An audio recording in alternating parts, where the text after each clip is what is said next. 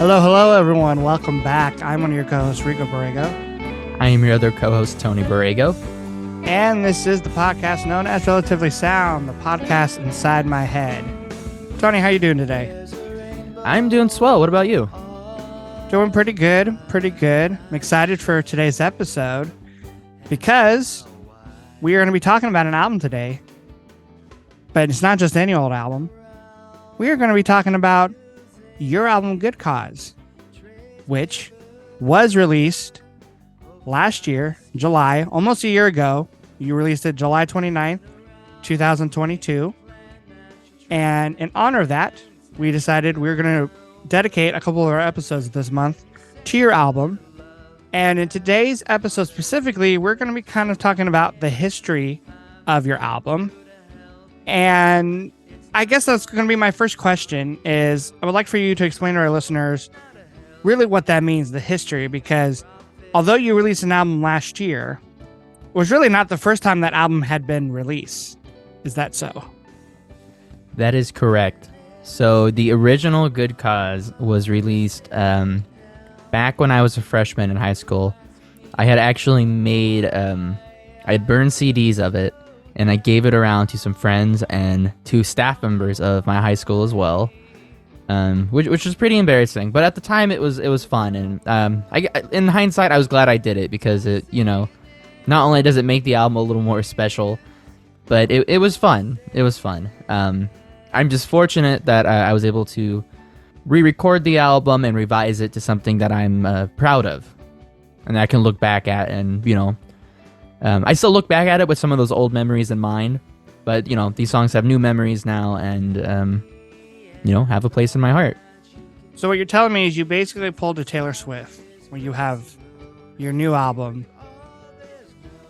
Tony's version, correct? That is correct, yes. And just to make it less confusing for our listeners, everything we're going to be talking about today is going to be the first version of this album that you said you recorded when you were a freshman, correct? Kind of. What do you mean exactly? Yeah. So next week, for our listeners, we're going to be talking more specifically about the version that you can listen to today on Spotify, Apple Music, Amazon. The version that was released last year. That because on your artist page on any streaming service, you just have one version of the album, the 2022 version, correct? But today we're going to be talking about the origins of these songs, because yes, every song on the 2022 version was on your original version, right? You didn't cut any songs or add any songs. I do not have, believe it or not, I don't think I actually have an original copy of the first release. I don't think I kept a burnt CD for myself. That being said, though, I think all the songs that were there were included in this track listing from the 2022 release. But yeah, we'll definitely talk about kind of the really just the lore of the songs, how they began, and we'll talk about the revisions next week's podcast. But these are definitely the seeds of the album. Okay, so going off of that, you already said you were a freshman in high school, right? Mm-hmm. So that was when you first started writing these songs, right? For Good Cause? No, actually, that's not true. Oh, okay. So I believe so as we mentioned, and I think in our own personal origins podcast, I started playing bass around 6th grade. And then I think kind of near the end of 6th grade, I started playing guitar as well.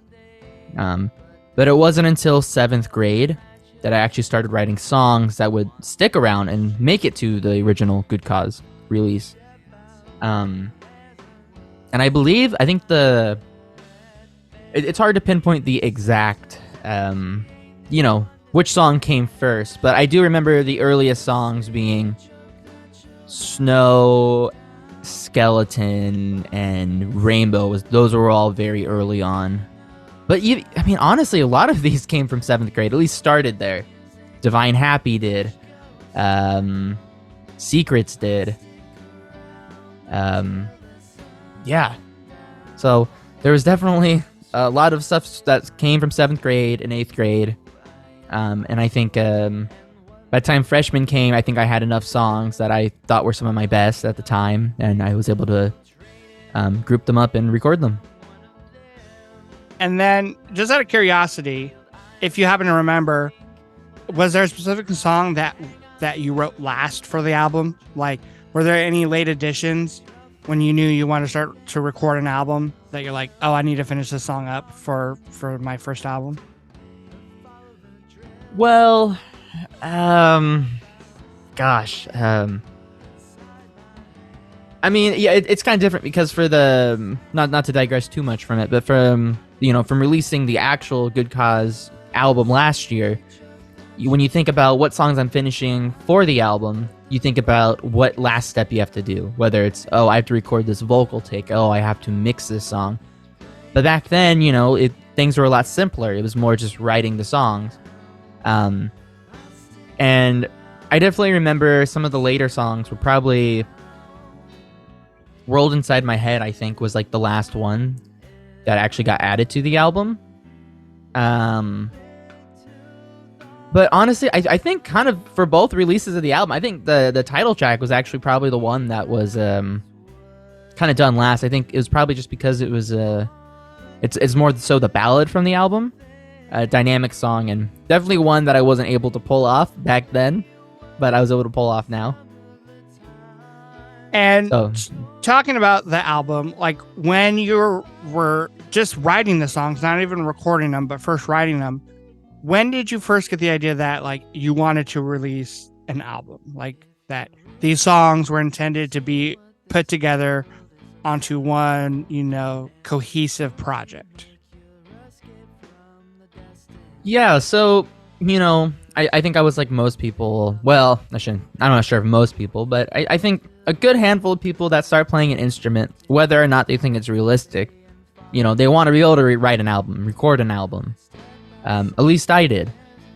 And so, you and I, we used to write our songs in GarageBand on a, like a first generation iPad and record them. And then, after a while, you would look for the projects on there and you're like, wow, I have like, 15 different projects on here and like 10 of them are done. And so it kind of gets to the point where you're like, I guess I could put these on, as an album. So you kind of round up the songs you have, and then once I was like, okay, these are full-length songs. They have all the lyrics written. There's vocal parts. There's guitar solos. I'll put it together. I'll share it with the people that I love, and it'll be awesome. So I think that's something about, people's first albums they release, whether or not it's big scale or small scale, is that there's some sort of organic process and development that you just can't really, it's hard to track or label it. It's, it's a one-of-a-kind type of thing, anyone's first album. So when you started, when you had that idea, like, okay, I have enough of these songs that are like done, what was your recording process like? You talked about having files. Like, give us you back as a freshman in high school. What was it like to record these songs? What gear were you using? And also, like, what instruments did you have at this point? Because I know your setup now is completely different than when it was back then. Yes. There's definitely has been some upgrades these days. But back then it was a pretty simple setup. It was the iPad that we had that we all shared, and then also I had gotten an iPhone at this point, so some of the songs were done on there. But the setup was basically it's actually the Stratocaster I still have for my guitar. It's my G&L.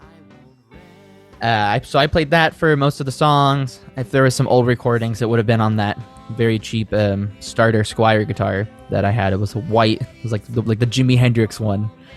And then I think it was all recorded too on I believe I had gotten my bass that I still use today. Because you start off with like kind of starter instruments, and something you kind of learn is that it doesn't so much matter the gear you have, it's what you do with the gear. So it is kind of cool that some of those original songs had my original gear on it. But by the time I ended up recording it in freshman year, I definitely had upgraded a bit. And as far as like the recording gear, we had what was called the iRig, and basically you can just plug your guitar into this little, thing, probably the size. How big would you say it is? It's like the size of smaller than a phone, and you plug it into your phone, and you can plug your guitar into that. It almost looks like it's like the size of like a phone charger or something. There we go. That's a good size. Yeah. Like one of the ones you'd put it like in your car, like the older ones where you put it into like the cigarette lighter. Exactly. So that little small contraption kind of made this album possible. I didn't have a computer to, do the album on. So it's just thanks to Apple and their electronic devices. And thank you to iRig. So it's a pretty simple setup. And then all the effects were just whatever GarageBand could provide.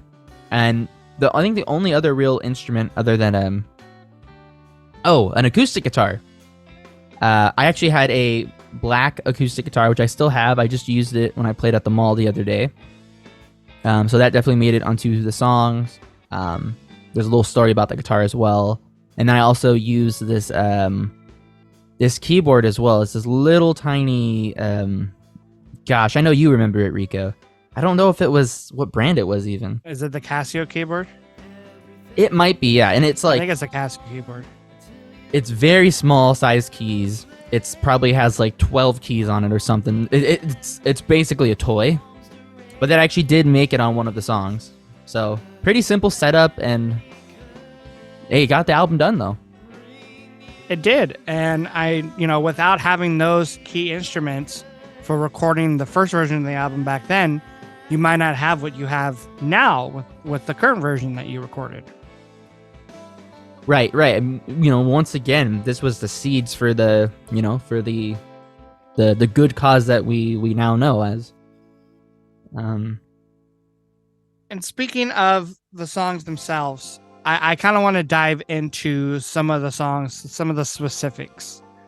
And, you let me know if we mentioned something that was a re-recording process, because we'll save that for next week's episode. But, if to the people who have heard the album, well, first of all, if you haven't, go listen to it. It'll make this episode way much more enjoyable. And it's also just a fantastic album.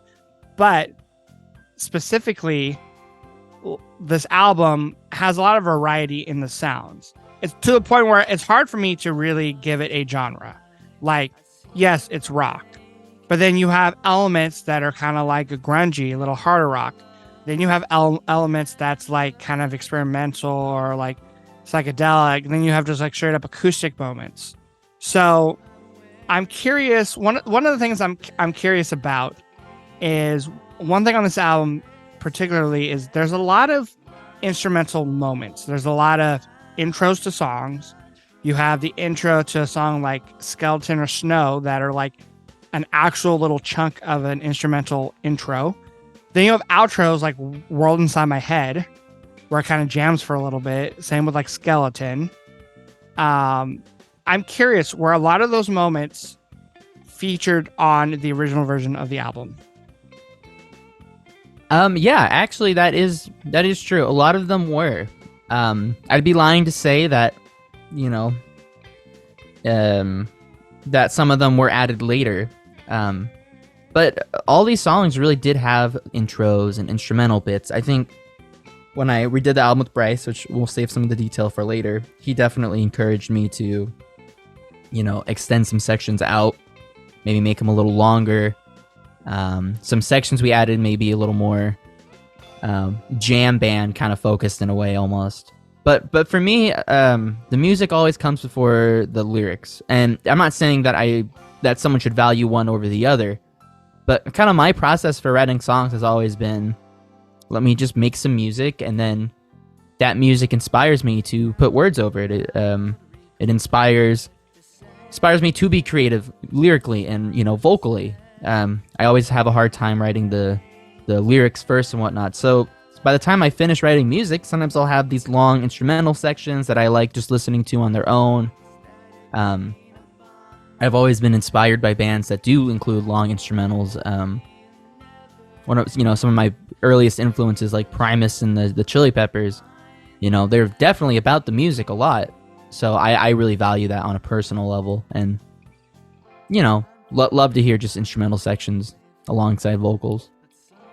Yeah, because one song in particular really goes through like this transformative piece of music, which is the song Snow, which was the second single from the 2022 version.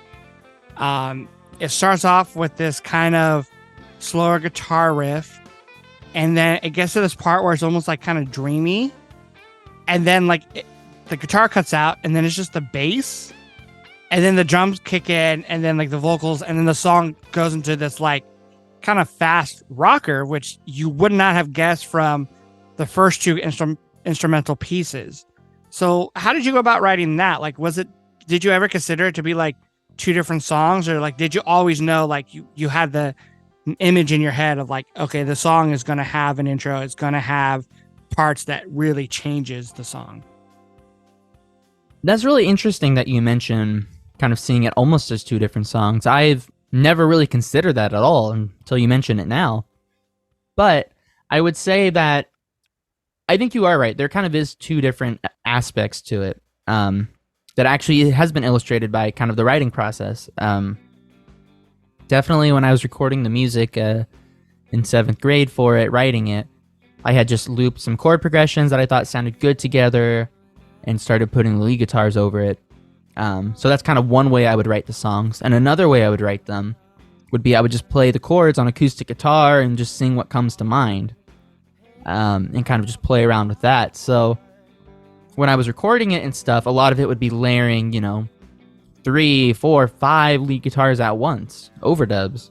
And there's there was a solo in the original version, and there still is.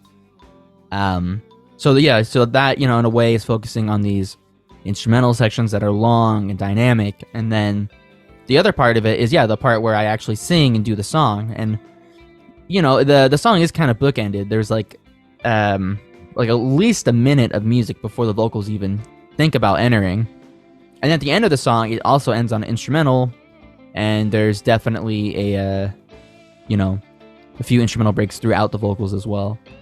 I do have to say, the song ended up being very dynamic, which I'm very happy about. I think it really is one of the highlights of the song, and that'd be thanks to Bryce there. But the song definitely has always been long and musical, and I guess a rocker at heart too. Something else I really noticed too about the album, and this is kind of where I want to start maybe breaking into what some of the songs are about lyrically, is at least with the 2022 version. Again, we don't quite remember the order of the track list for the original version, but at least with the 2022 version, a lot of the more, I would say, upbeat, major key, kind of happy sounding songs are like the first 4 or 5. You have Rainbow on My Shirt, Parts of Roll Inside My Head, definitely Miracle and Divine Happy. Divine Happy literally has the word happy in the title. The first half of the album, at least the first 4 or 5 songs, has kind of more of an upbeat tone to it. I'm curious if that was on purpose, because I happen to know Rainbow on My Shirt, that original lyric and title originated from a time where you were with our sister Tessa, and she noticed the sunlight reflecting through the window in her room and how it created like a rainbow on your shirt. And I know you took that as inspiration. And I'm curious, for that particular song, it sounded like you had the title and then you already had the music and you wrote the lyrics from the title. Is that correct? Yeah, that is true. I was, for those who don't know, which probably none of you do, our sister's room was upstairs. You and I were both obviously had downstairs bedrooms, and I think you might have been moved out at the time. And I was kind of working on a little guitar progression, and I had gone upstairs, and she basically had given me the title for the song, so I kind of just took the music I had and expanded upon it, and then kind of wrote whatever lyrics came to mind. And that is actually something that really is the foundation for the next album that's going to come out. We'll save some of those details for down the road. So, but that was probably, the first time that I had written a song based off a title or someone else's lyrics, and you definitely get different results that way. And as far as like the first half of the album being happier sounding, happier toned, I don't know if it was necessarily intentional. I think part of this album, we did want to highlight the, it's the first album. I think any band's first album has some sort of charm to it. It's scary, but it's fun, it's new, and I don't know. I think we wanted to capture some of that kind of innocence in it with some of the happy songs off the bat. But I would say most of those songs still definitely have some, maybe somber strokes within it. Yeah, and that's very apparent in like World Inside My Head. And to me, that's one of the songs that is the most experimental with like its progressions in the songs when it comes to like the song writing itself, the composition, the different bridges you have in the song, the outro, and it's a song where it's like it's parts of it sounds happy, parts of it sounds kind of dark and intimidating. And looking at like the title, World Inside My Head, it makes me, at least it conjures up in my head the imagery of someone's emotions being different every day. Like, you're not always going to be in the same mood. And at times it can kind of seem like, maybe a sensory overload in your head, which I attributed to the way the music sounds, which has wide variety and scope of different patterns and textures. So I'm curious if that was your intention of pairing like those lyrics to that song specifically. That is so interesting. Now, for me, let me just kind of preface this with, I'm someone who believes that music should be interpreted and lyrics should be interpreted as you will. I think whatever personal relationship you have with the lyrics, how you interpret it is, the correct way in a way, like just because I write a song about something, maybe my initial objective was to write a song about this or that. I think there's a lot of different meanings that can come out from a song, and for me, I remember writing that one in freshman year. I was in high school. Okay, that was okay. Anyways, and I really hated high school, especially the first year. And I just remember like in class, just, waiting for the clock to tick by. And I would just like stare at my hands and just try to get through the day. And I remember I had a green sticky note pad or whatever. And I started writing out lyrics, and these lyrics ended up being World Inside My Head. And I think the line that really captures it is just, why step outside when there's a world inside my head? Kind of like, God, why do I have to be here around all these people? Like I can have so much more fun just in my head. And that kind of, it kind of sounds silly saying it out loud now, but that's really how I felt. And that definitely is part of why this song is pretty experimental, I would say creative. Because, it's always been a song like, I can be creative by myself. I can be entertained. That's more the word. So that's interesting that you kind of talked about having like a variety of moods in there. It changes every day, and the music's always changing. And this is one of the songs that definitely got extended quite a bit, revising it with Bryce. 2 whole new sections were added in, and that just kind of really, plays off that theme even more, which I love. And one of the themes you had talked about when talking about Rainbow and just some of these first couple tracks on the album was kind of one of innocence, but then also mentioning that there are, brief moments of maybe other darker, deeper emotions.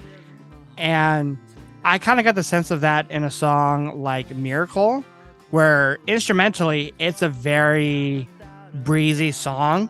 It's got more of a laid back tempo to it, and dare I say, off any songs on the album, it's almost got the most kind of not country, but kind of folk kind of quality to it. And you expect it to lyrically be just as breezy as the instrumentation, but it does seem like it's about, you or who, the protagonist of the song singing and giving another person maybe some advice. Would that be true to say, or am I totally off track with that? I would prefer the word support. So I typically write a lot more abstractly with my kind of my intentions and my meanings and whatnot. And that's what makes the song like World World Inside My Head a little harder to maybe explain, concisely. But Miracle, I think, is the one song of the album, one of them, that has a very straightforward kind of story to it. Back in 8th grade, I had made a friend, and she had moved into town. So, she was having kind of a hard time adjusting, and she actually helped me pick out what acoustic guitar I ended up buying. I sent her a couple pictures, like, I don't know which one to get, and she suggested getting the black one that I had used on the album. She thought it was a little more unique looking. And so, she was kind of having a hard time adjusting to the new town and, fitting in or whatnot. And so I remember I had written this song about it, and in the second verse, there's a few things that she had specifically had texted me before that I put in. She felt like that she was drowning. So in the song, I offer a solution. We'll build a canoe. She had said that she feels shattered. In the song, I try to assure that, but you're not though. And something I really love about the song is I was able to use the word calamity.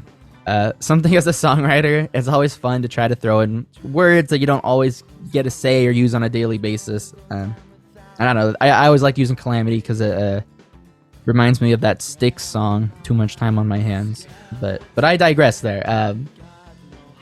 And so the song is supposed to be kind of uplifting about, supporting a friend who's having a tough time. And, as much as I would like to think that there's some kind of message or moral to the song, there's not necessarily. It was just kind of my experience with that. And, I kind of express myself with music. And so being able to kind of write about this experience, I felt really, I was really happy with. It was really cathartic. And I never showed her the song, so I don't think she even knows it was inspired by her or was kind of in a way for her, but that is the long-winded story to Miracle.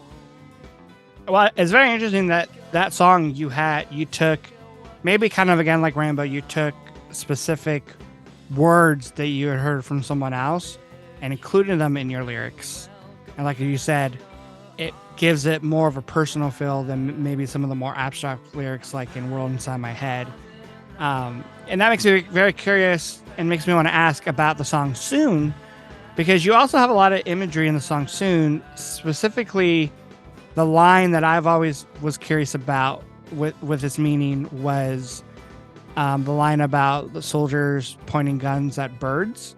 I'm curious if that was just a rhyme that you found that you worked into the song. Sometimes, at least for me, when you're writing songs, you have a line and it's just the syllables flow perfectly, but then you're like, I need to add, you have sometimes a placeholder lyric, and sometimes you try to write another lyric to fit it and it just doesn't work. So I'm curious to see if that was the case for Soon, or if you had that imagery for something specific, or if it was just something that just came to you out of nowhere. So first off, I completely agree with you. For those who maybe aren't songwriters, that's something, a lot of times to write a song, you just have to kind of do the first draft, or as I like to say, the vomit draft. You just have to get stuff out there, and you can always go back and edit it later. And sometimes you just can't find something that has the same charm to it as what you kind of just threw there initially. And that one is kind of the case. This actually isn't from any specific thing, but I remember just kind of coming up with that line, and I was able to kind of attach a meaning to it as I was working it out. Kind of the idea of entertaining thoughts,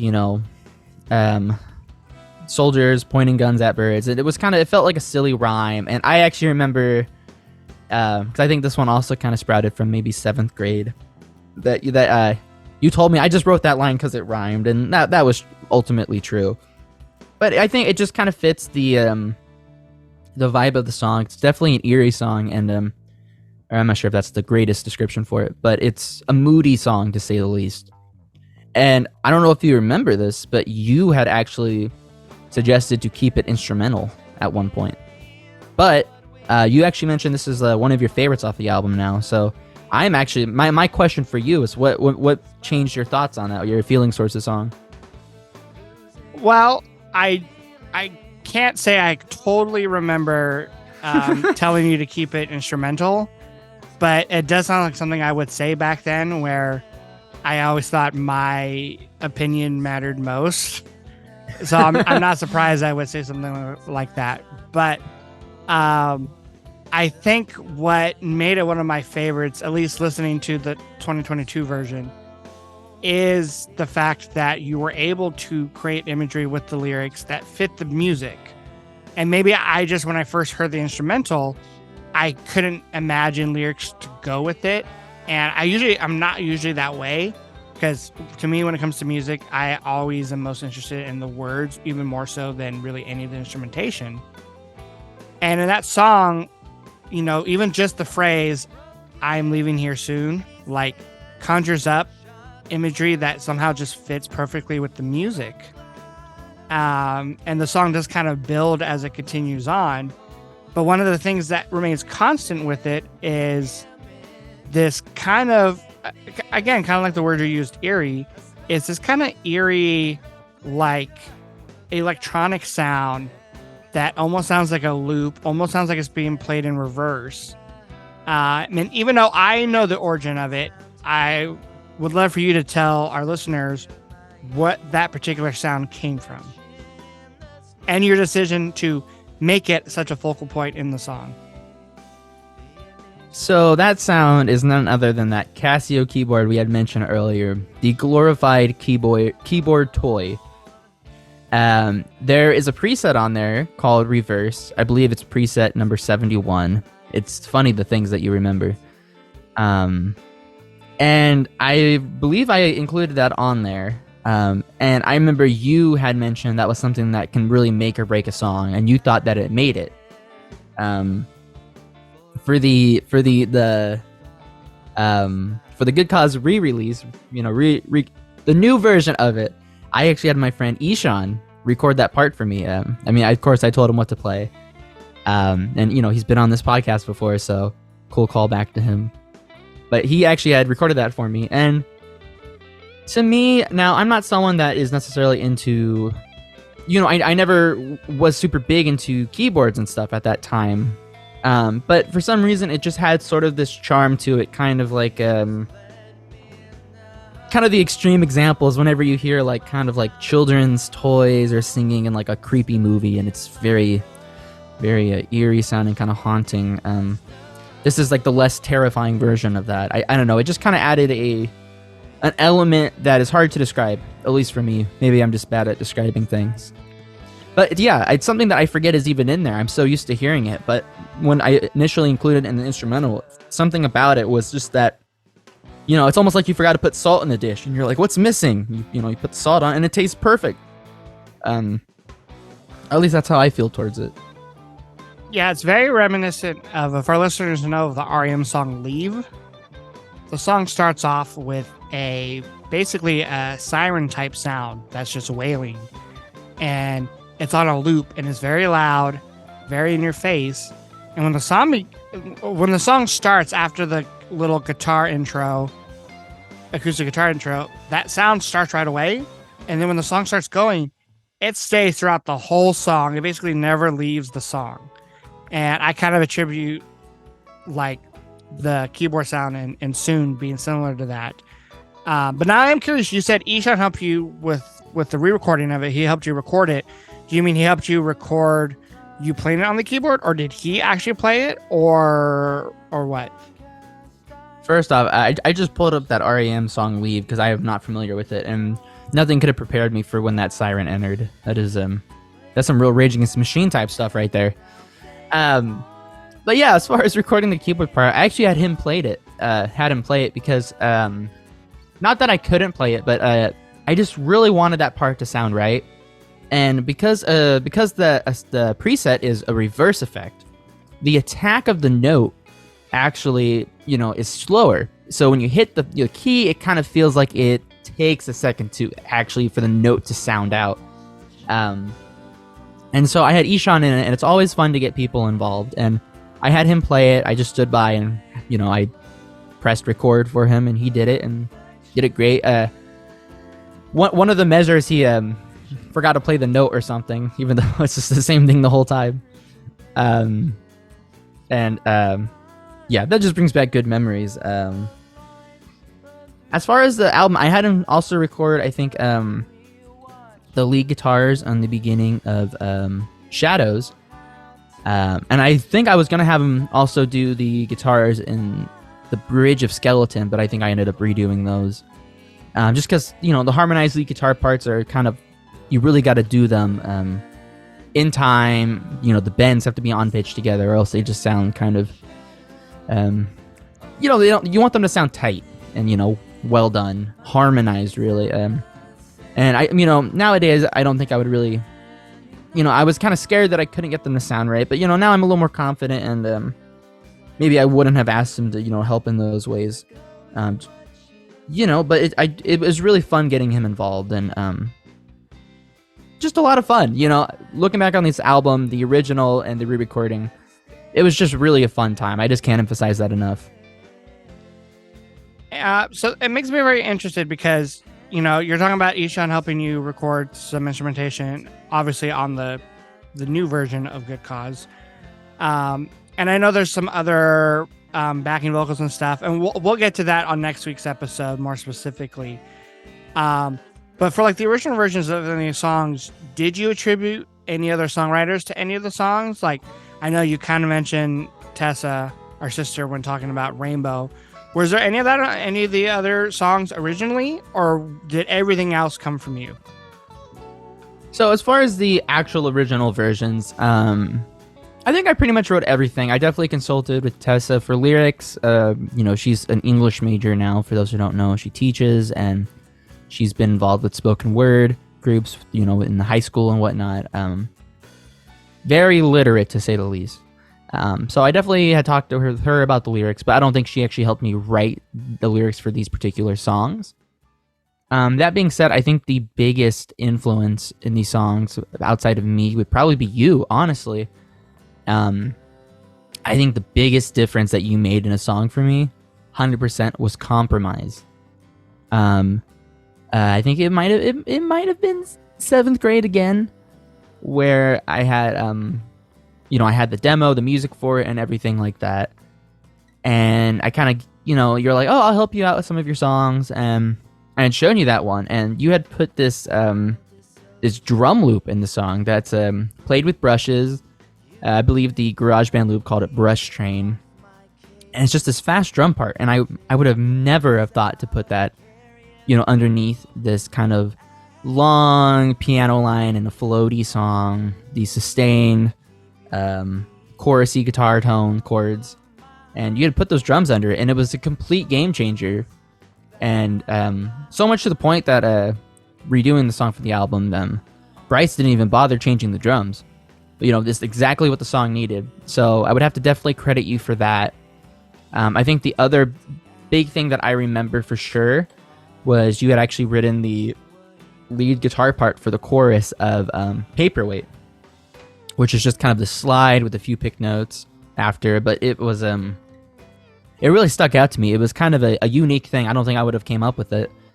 And your general input really has helped, with these re-recordings, with my new album, with, this whole music process and journey that I'm on. You have been definitely instrumental with its creation. So just gotta say thank you for that. Well, of course, I'm glad that even in any capacity, I was able to help, bring these songs to life, to any of the state that they're in, whether it's the original versions or the re-recorded versions. Speaking of Paperweight, That song always, like, I had a fascination with it because in the chorus, you're singing about someone or something holding you down, which I assume is where you got the title for Paperweight. But, and correct me if I'm wrong, I don't believe you ever sing Paperweight in the song, right? I do not.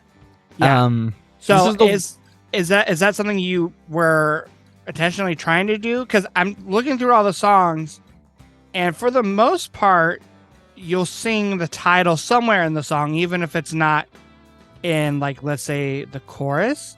But that is, I believe, one of the only songs where you don't sing that.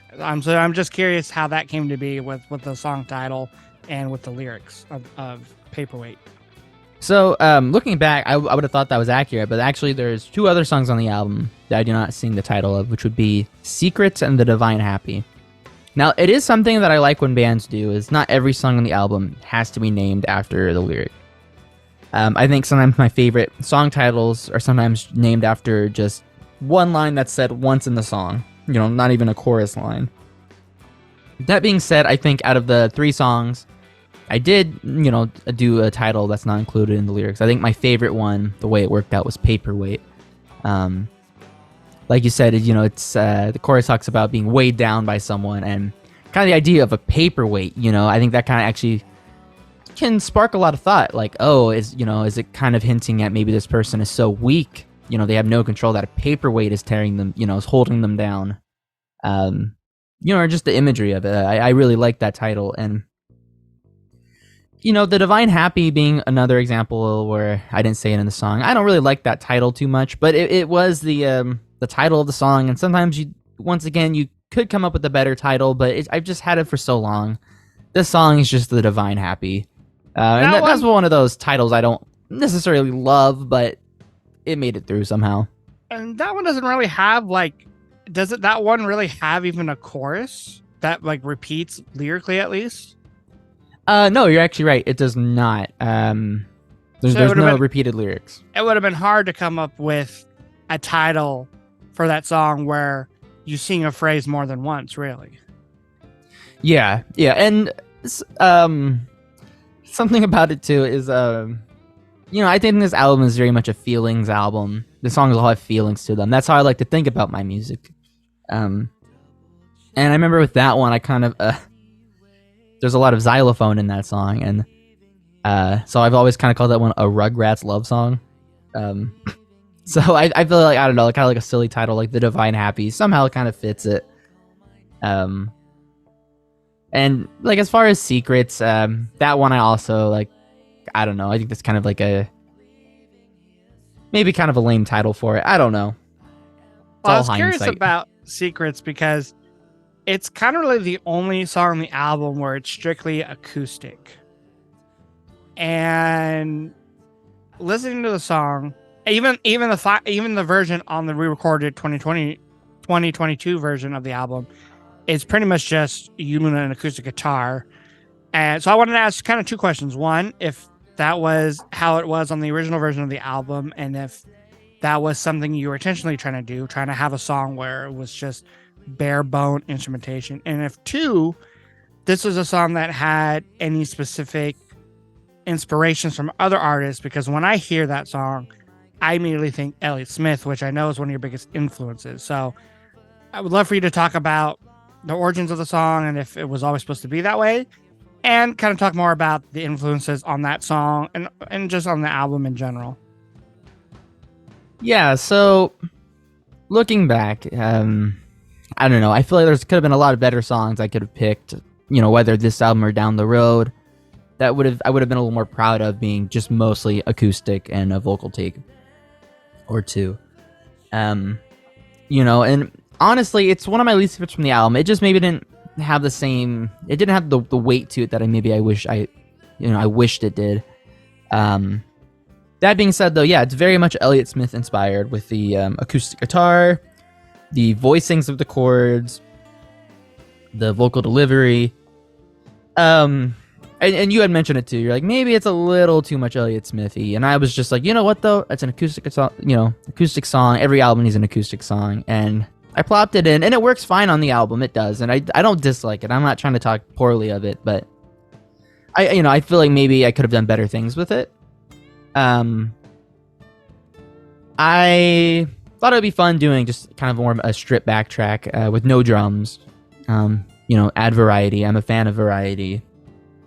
And I will say too, also talking about the influence of Elliott Smith, I think the other song on the album, very Elliott Smith influence, would probably be Miracle, just kind of based off the chord voicings once again in the chorus. But yeah, I mean, that's pretty much it. There's really not too much to say about Secrets. I suppose not. Pretty straightforward, and maybe that was the issue with it.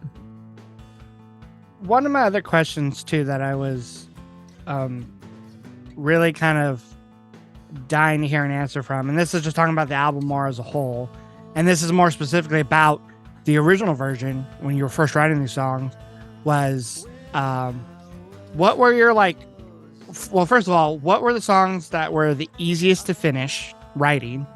And it doesn't have to be about recording, just about finish writing the music and the lyrics. For the original. Yeah. And then what was the hardest song to complete?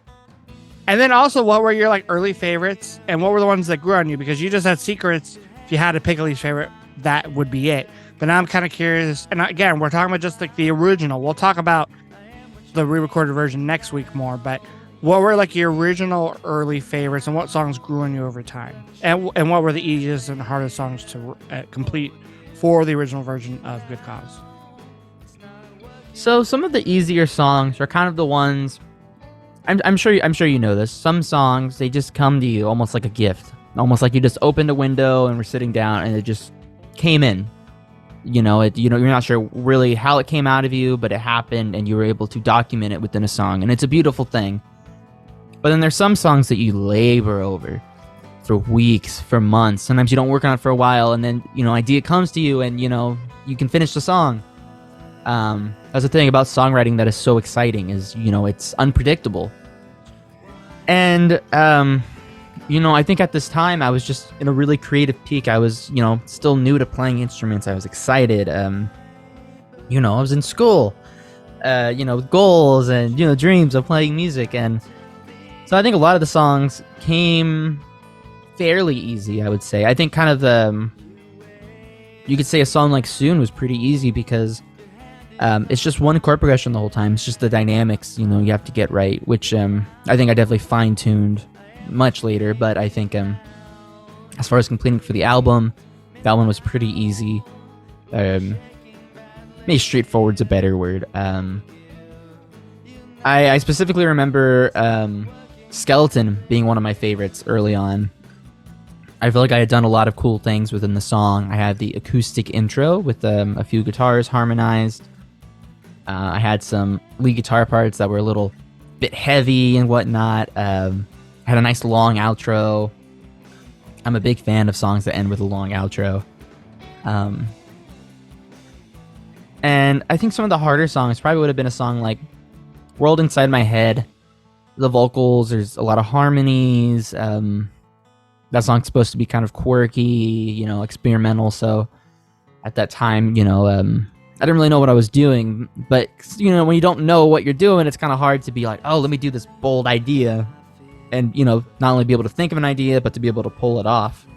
Yeah, and I don't mean to interrupt you, but that was actually another question I had was, were all those original backing vocals and harmonies on World Inside My Head also on the original version as well? For the most part, yeah. The verse was a 3-part harmony. Well, not necessarily a harmony all the way, but yeah, there was 3 vocal parts. There was the one that just says, "Why outside world head," saying the first word of each line. And then there's the kind of the answer, the call and answer that, finished the line, as well as a vocal melody in the back. Let me just clear this, fair disclaimer here. I definitely did not do any justice with the vocal performance. I've come a long ways. But this time around I added another vocal part. So I think on the new album you get 4 vocals at once, which is always fun to pull off. I didn't discover the Beach Boys yet during the first album, so I definitely think after I heard them, that really was humbling and also kind of gave me some inspiration to kind of fine tune it in the future. But yeah, that one I do remember being really happy and having fun putting all the vocals on it. Cool. I mean, it's cool to hear that, you know, you were actually able to come up with a lot of these songs pretty easily, even like though back then you know, were listening to less variety of music than you are now. You know, you were still learning to master the instruments that you were playing. And, you know, and to hear that, it sounds like a lot of these songs, you know, besides the production element, which we'll obviously get to next week with Bryce, and, you know, a live drum element, it seems like a lot of these songs weren't, you know, really changed too much besides maybe better takes of vocals or of instruments. And I feel like I remember the first time hearing the title track, Good Cause, the song itself. I don't remember why, but I must have been at our grandparents' house or somewhere. And I remember, and I still have the email where you sent me a version of it. Delete it. and this is the time where you and I were writing songs together for whatever album that we were going to do together. And whenever you would have a part, you would bring it to me, and then together the two of us would turn it into a song that we kind of co-wrote. But then I remember when you first sent me Good Cause, you were like, hey, this is not going to really be for both of us. This is just a song I wrote, like the full thing, lyrics, music.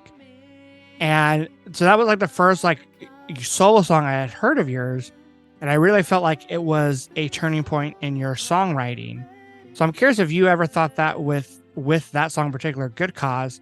And I also want to ask why you chose that as the title track, because not only did you choose it for, you know, obviously the, you know, re-recording version of it, but it was the original title of the original recording. So before I get into this long answer, I would like to just kind of throw out there, you know, you asking that question, that reminded me, I remember Miracle was another song that you actually really liked when I showed it to you, and you wanted to use it for our own stuff, but I held on to it for myself, and I think part of it was probably just kind of the sentiment behind the song. You know, now that I've explained it. But as far as Good Cause, I think the real turning point for the title, like, you know, for me on the album was Skeleton. I definitely had tried new things at the time that I hadn't done before. But I think Good Cause, in a way, was a turning point. That's interesting that you say that's kind of the song that you noticed for me was maybe like my first step up. Which, you know, thank you for saying that. But it was definitely probably the most introspective song. And sometimes with songs, with songwriting, something that I've been striving to do a lot more lately is kind of say what I want to say in a song and to get my point across. I still like songs to be up for interpretation, but that doesn't mean the song has to be abstract. So in Miracle, I was successfully able to, you know, kind of describe, you know, this relationship I had with a person, you know, like a friendship, and how I felt towards it, and kind of say what I wanted to say. And with Good Cause, I was kind of able to do the same thing. You know, and I you know, Compromise is another song that kind of spoke about, you know, my feelings, you know, on a very personal level and everything. Good Cause is kind of the more serious expansion of it. I really liked kind of like the closing line of the song, "I'm a good cause." To me, it meant a lot. I mean, it's not, you know, the most poetic of lines necessarily, but just the idea that, you know, as a person, you know, as flawed as, you know, I am, part of being human, you know, like, I feel like I'm a good cause, you know, I have good intentions. You know, it's, I guess it's sort of that self-compassion. And I think that term applies for the album too. The album, I mean, I'm sure I thought this album was better than it was at the time, you know, being young. But to me, this album was a good cause. It's my songs. I wanted to release it to the world. It's for a good cause, and obviously it's just for personal amusement, entertainment, and expression. But yeah, that was just kind of my feeling towards it, and I thought it was a good album name. And when I began working with Bryce, I had offered the idea. It's like, oh, we could make my music like a band. I write this, I bring in the songs, but we can be a band. I know you're going to be doing work, and we decided just to roll with just putting it under my name. I do bring in the bulk of the songs, and I'll do solo performances as well. But one of the names I pitched was Good Cause, and for a band name, for kind of the same reason. And I remember Bryce had his first response was, "So you're gonna have a song called Good Cause off an album called Good Cause by a band called Good Cause." So I think Iron Maiden has actually done the ultimate self-titled thing. Isn't there like also like what other band, like Black Sabbath? Isn't there like a song called Black Sabbath, or am I making that up? Yes. No, there totally is. It's a very heavy song. So yeah, clearly it's like it's more of a classic rock sort of approach. Classic metal thing. But well, since we're going down memory lane too, I also want to ask, I know in the beginning of the episode you mentioned how when you released the album you burned it on some CDs and you gave it to like friends and schoolmates and stuff. The school officer as well. Officer Mark. And I know I might have helped you with that process a little bit, but what was the original album artwork, excuse me, because I know, and we'll be talking about this next week of the artists that you had helped create the album artwork for the re-recorded version, but what was the album artwork for the original album? It was so long ago. I'm not even sure if there was artwork for it. Okay, so I do remember artwork, but maybe you could share it then. Let me say something first, though. For Tessa's sake, she had actually helped me make some lyric sheets. She had taken some photos of things, or photos that she already had for the most part, and she I remember the album art. Okay, sorry. But she had helped make some lyric sheets I thought were really cool. She just put words over it. So I know for like, I'm trying to give it a good example here.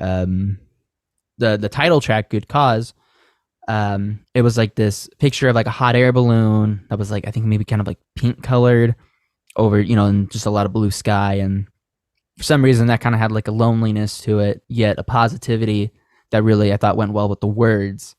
So like that was a lyric sheet that I really liked looking at. And we know there's actually a lyric sheet for a song that didn't make it on the album. It's a song that I actually just beginning of the year finished writing, called "I'll Drive Far Away From Here." But there's a little bit of a tangent there. But the original art, luckily I didn't put it on the actual CDs I gave to people. They were just burnt discs with just a clear case. But the artwork was just a picture of me up against the outside of our house. So it was like me like looking down with the smile, with some gray shirt on, with my short hair against a greenhouse. It's one of those things you look back at just because you're young and it's cringy, but that's kind of the point. But that was the artwork, and then just some font that said "Good Cause." I mean, there's nothing wrong with that. I mean, a lot of especially if you're talking about like a singer-songwriter instead of like a band, a lot of the first albums will include just a picture of the artist, like whether they're looking away from the camera or whether they're doing a pose. Like that's not that unusual, Or like a lot of the Bruce Springsteen album covers I've learned are just some pictures of him. Yeah, like it doesn't have to be. And you took a definitely different approach with the re-recording, and we'll talk about that the next episode. But I just want to wrap up this episode talking specifically about one last song, which is the last song on the album, at least on the re-recorded version, and that's "To Do." This is the song on the album that was an early favorite of mine. And it wasn't just because of its more peppier, upbeat music, or its catchiness, which it definitely has both of that. But it was also the song lyrically that I think I was able to connect to the most. As you said, some of these songs had personal meanings to you, which is will be not a little harder for everyone to be able to relate to. And then some of the more abstract, where you kind of make your own meaning. But To Do is a song where like um up until like the very last part of the song, which I consider like the outro, um you have more, you know, broad lyrics, something super specific. But then after you get the very lush and big instrumental section, the bridge of the song, where you even get a little fuzzy bass, you get this last like stanza where you're listing things to do. It becomes like a to-do list. And I'm just curious if that's how the song always was supposed to be, or if because you have the title To Do, if you're like, oh, I want to end the song with another verse, maybe I should do a to-do list. And then I just want you to name all the things you had on your to-do list. And if you cut any verses out, because it fades out as you're still, listing things, similar to Pearl Jam's Wish List, where Eddie Vedder's still wishing about things as the song's fading out. Yeah, this is also a favorite of mine, as well as Bryce's. It's just a fun song. And originally the song was just written, I was having a little sad slump, and I was just like, you know what, there's a lot I gotta do. And so I started writing lines, and, pretty soon a song is made. And I think most of those lines got edited, or at least chopped off. And by the time I brought it to Bryce, we had actually had added a few sections just to make the song more than a verse, a chorus, a verse, a chorus.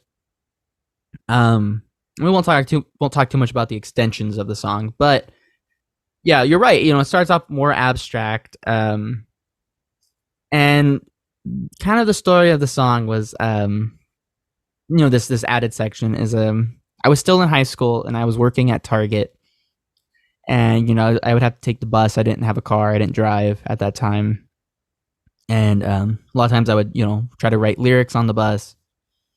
And I actually had met this guy named Muhammad, and you don't really talk to people on the bus too much. At least I don't. Everyone just kind of minds their own business. But this guy was very friendly. He complimented me on my shoes. I was wearing Nike SBs, and I didn't even know they were called that. And we started talking. I guess he was from New York. Why I'm bringing up this little story is he was telling me about his favorite movie, and his favorite movie was Friday, with Ice Cube and Chris Tucker and whatnot. And I just really was kind of not necessarily creatively inspired from that from meeting him, but you just feel inspired in general. And I kind of gathered up the energy, and I was like, you know what, there's a lot of things I have to do, and I was like, this is perfect. And so that was kind of the real kind of the how I tumbled into writing off all these things to do. Because it was kind of an idea I had in mind, and that just kind of sealed the deal for me. And so in this outro, here's all the things I had to do here. Time that ride. You always wonder how long it takes me to drive from here to there. Check the engine light. Slap another sticker on the drum kit. That was actually in reference to... we had gotten this drum kit from some classified Craigslist ad thing for $25. That we won't even talk about that. But I had these shark stickers, really just sea life stickers from this old book growing up, and so I had put a hammerhead shark on the drum kit. And anyways, weed the yard, pay off my credit cards, get my associate's degree, which I was in the process of, and I never did. Sorry to let you guys down. Count to infinity. And then the flip side, or instead, I could lay in bed, procrastinate, or find a revelation. And then I ended it with watch Friday, watch next Friday, the sequel in that movie. I think it's a trilogy, I guess. So that's kind of messily the explanation there for the ending of the song. And initially the song actually had kind of an instrumental ending where just kind of that section closed, but we thought thematically for the album to end the song with a list of things you still have to do and to fade out while listing it would be like Pearl Jam's Wish List and be really powerful. Now unfortunately even though I believe there were some lines that got chopped up at the end, we didn't have any ones that actually continued past the phase. But I think it'd be really fun in a live format to just extend it and keep listing things or to swap out things. So there you go. There was a very messy answer to that, to those questions. No, it was a fitting answer, and I think for you and I, our to-do list right now, I think we've completed it for this episode at least. It was great to hear backgrounds to a lot of these songs, your writing process, your recording process, how you went about releasing it. And really the next part of the chapter is going to be with next week's episode, where we're going to be joined by your friend Bryce. And we're going to kind of hear about the process of, when you first thought that you wanted to re-record these songs, how that went about, how you met Bryce, how he helped you re-record the songs. And then about that album's, release history, how you started, having a social media presence, did some live shows. So that'll all be included in next week's episode. So definitely check back in next week for part 2 of this kind of interview behind the music episode. And yeah, so I think that covers it for this episode. We're gonna let to do and off this episode. So this one goes out to Muhammad. And until then, we hope everyone takes care, and you'll be hearing from us next week. So bye-bye.